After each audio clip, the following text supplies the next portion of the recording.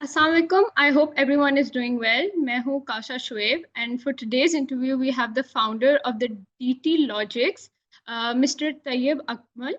Sir, welcome on the Founder Stories. आप कैसे हैं? Thank you for thank you for coming.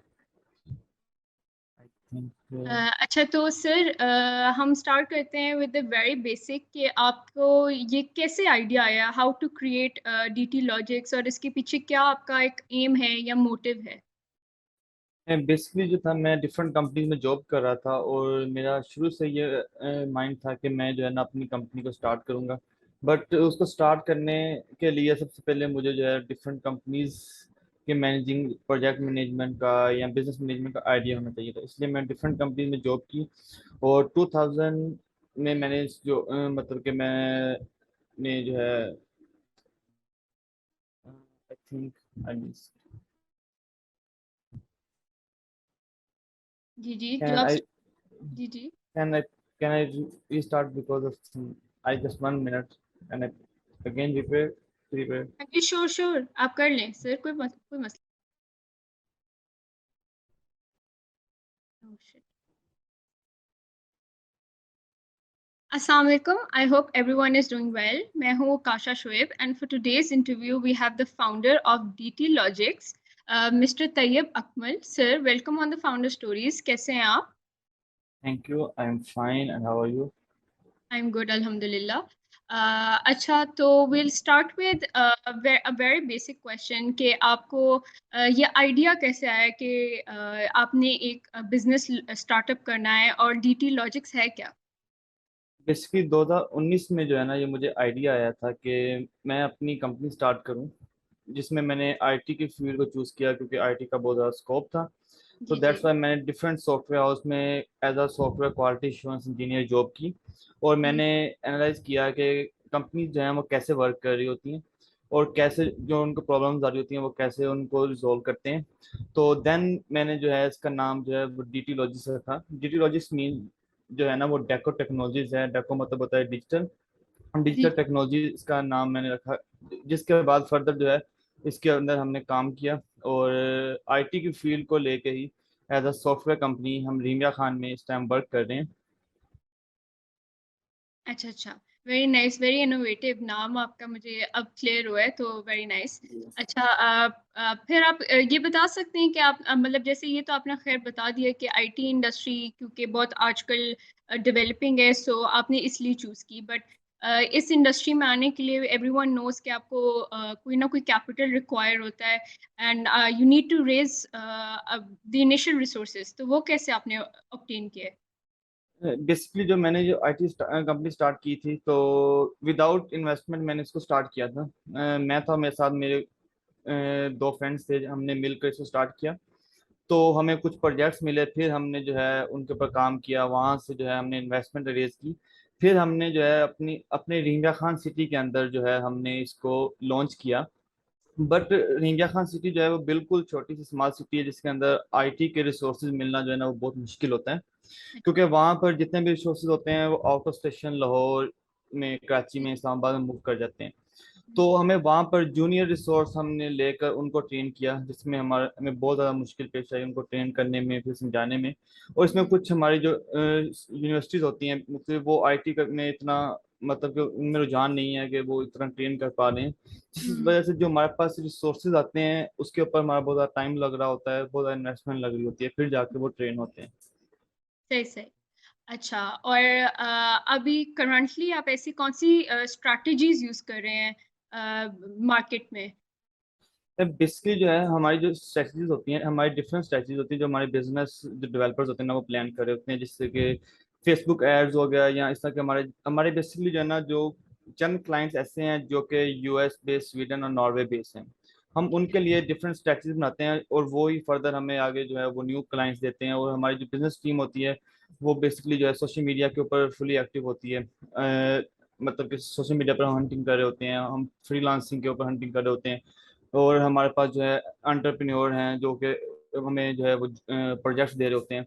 हमारी जो बिजनेस टीम होती है वो एसएमएस के थ्रू, कॉलिंग के थ्रू कस्टमर सपोर्ट के थ्रू हम जो है ना वो प्रोडक्ट्स लेकर आते हैं और हम डिफरेंट सोल्यूशन बेसिकली प्रोवाइड करते हैं, जैसे कि ग्रोसरी सिस्टम हो गया, food ordering system, e commerce, taxi booking, Uber like Careem जैसी वेबसाइट्स होगी। इस तरह के हम सिस्टम जो है ना वो ऑल ओवर दी वर्ल्ड इस टाइम प्रोवाइड कर रहे हैं, और अल्हम्दुलिल्लाह 100+ क्लाइंट्स जो है हमारे इस टाइम करंटली एक्टिव हैं और जो हमारे साथ जो है वो डेली बेसिस पे काम कर रहे हैं। अच्छा अच्छा, वेरी नाइस। अच्छा, तो ऑब्वियसली वी नो कि एवरी बिजनेस हैज इट्स, आपके फ्लक्चुएशंस आते हैं, कभी कोई चीज़ स्टेबल नहीं रहती। तो आप ये बता सकते हैं कि आपको क्या क्या चैलेंजेस फेस करने पड़े since the startup up till now? Startup में सबसे जो मेन हर्डल आता है वो ये होता है कि रिसोर्सेज जो होते हैं ना वो हमें बहुत कम मिलते हैं। हम्म। और इसके बाद अगर रिसोर्सेज मिल जाते हैं, सम टाइम उनको एक्स्ट्रा जॉब अपॉर्चुनिटीज आ जाती हैं तो वो फर्दर वहाँ मूव हो जाते हैं। इसके बाद जो है हमें कुछ कंपनी के क्रैशेज आ जाते हैं, कुछ इन्वेस्टमेंट के थ्रू कभी इन्वेस्टमेंट मिल जाती है, कभी जो है इन्वेस्टर जो है इन्वेस्टमेंट नहीं देते। तो इसके हम्म। बाद भी फिर भी हम स्टेबल रहे। हमारे जो बेसिकली जो हमारे साथ जो हमारे सीनियर रिसोर्स जो हमारे साथ काम कर रहे हैं वो बहुत ही ज़्यादा कोऑपरेटिव हैं। वो दिन रात इसी सोच में लगे होते हैं कि हम कंपनी को किस तरह ग्रो करें, किस तरह ना करें।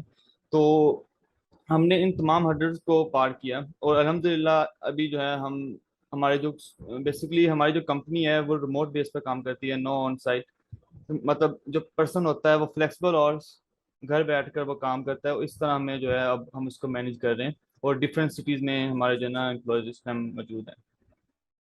That's very nice. अच्छा, तो अभी एक क्वेश्चन है मेरे दिमाग में कि आप जैसे knowing what you know now, मतलब अगर अभी आपके पास जितनी नॉलेज है, अगर आपके पास यही नॉलेज, ऑब्वियसली स्टार्ट करने के बाद आप बहुत कुछ सीखते हैं अलोंग द वे, तो आप अगर आपके पास यही नॉलेज जो है शुरू में होती, तो हाउ डू यू थिंक ये कैसे चेंज होता, या कैसे आप इसको ज्यादा अच्छा कर सकते? देखिए कि जो होता है अभी जिस तरह मैं जिस लेवल पर हूँ, अगर स्टार्ट में ही मेरे पास उस लेवल का माइंड होता, उस लेवल की टीम होती, तो ऑफ कोर्स कि आज हम कुछ इंटरनेशनल या मल्टीनेशनल कंट्रीज में हमारे जो है ना वो ऑफिस होते। बट मेन जो मसला जो आते हैं, मेन हर्डल्स जो आते हैं ना, बंदा उन्हीं से कुछ सीख रहा होता है कि उन्हीं से जो है ना बंदा आगे सर्वाइव करता है, फिर उनको पता चलता है। क्योंकि जो बड़े बड़े स्टार्टअप्स होते हैं, बड़े बड़े आईटी कंपनीज होती हैं, वो इन हर्डल्स को फेस करके ही आगे जाती हैं, क्योंकि जब नेक्स्ट टाइम वो हर्डल्स आते हैं तो वो उस लेवल के मेच्योर होते हैं कि वो इन हर्डल्स को इजीली जो है ना वो रिजॉल्व कर सकें। अच्छा, ठीक है। आप बता रहे हैं जैसे कि आपका सारा जो है वो रिमोट बेस्ड है, ठीक है, तो आपके एम्प्लॉयज हैं। आई अंडरस्टैंड कि एक थोड़ा बहुत बड़ा डिफरेंस होता है face to face interaction and remote काम करने पे, obviously everybody is digitally connected, right? तो जी जी। आप ये जो आपकी टीम बिल्डिंग प्रोसेस है, या आप अपने एम्प्लॉयज को कैसे मोटिवेट करते हैं? देखिए बेसिकली जो है हमारी जो सैलरीज होती हैं, हम ट्राई करते हैं कि हम सबसे पहले तो बेस्ट सैलरीज दें।